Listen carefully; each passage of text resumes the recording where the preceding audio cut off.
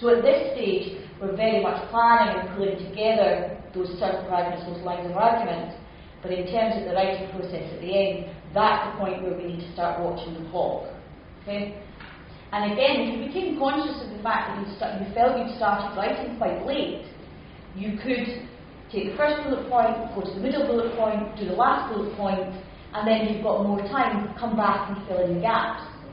Because while I'm saying to you we're taking a jolly through the text, there is no obligation, there is no necessity to do that.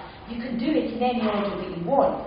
It's simply from a writing perspective, constructing a line of argument perspective, this idea of analysing the text, it's easier to do it as a jaunt. But we do have to make sure that we balance that with covering the whole text. So George is driving. Oh no, now we mustn't. Martha is changing, and Martha is not changing for me. Right? This is where we're now starting to unpick the conflict between Martha and George. Martha hasn't changed for me in years. If Martha is changing, it means we'll be here for days. You're being accorded an honour, and you must not forget that. Martha is the daughter of our beloved boss. She is his right ball, you might say. So there's quite a lot here that unpicks the kind of conflict that is between them.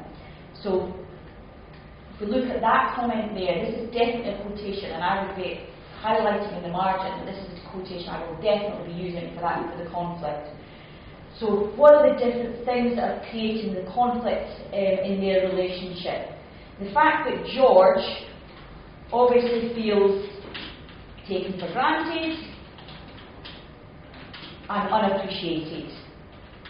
She doesn't make an effort for him. That's one of the points that he makes.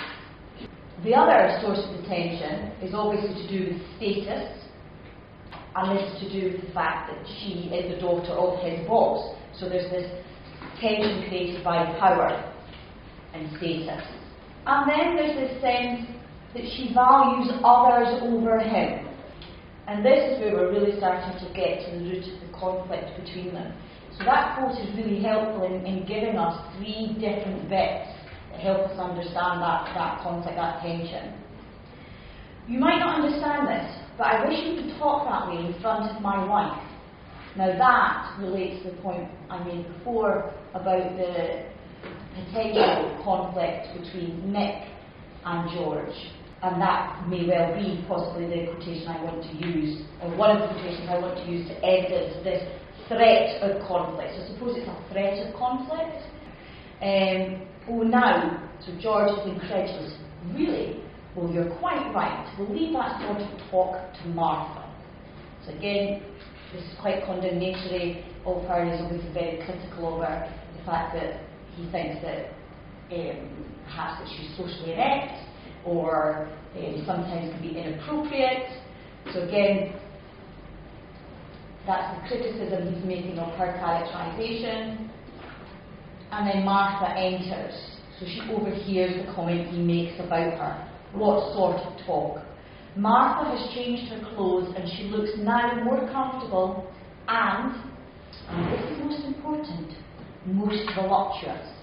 So here we've got costume, which is also adding towards the tension. How does costume there potentially add towards the tension? Why does it matter if she comes in wearing an outfit that makes her look voluptuous? What does that do? What's the difference between her coming into the room wearing a sack and her coming into the room wearing a dress? So the sexual threat. So who would pose a sexual threat to George? Yes. And again, that will be part of the tension that you will get between Nick and George, but also between George and his wife, because it's the sense again that he feels unappreciated.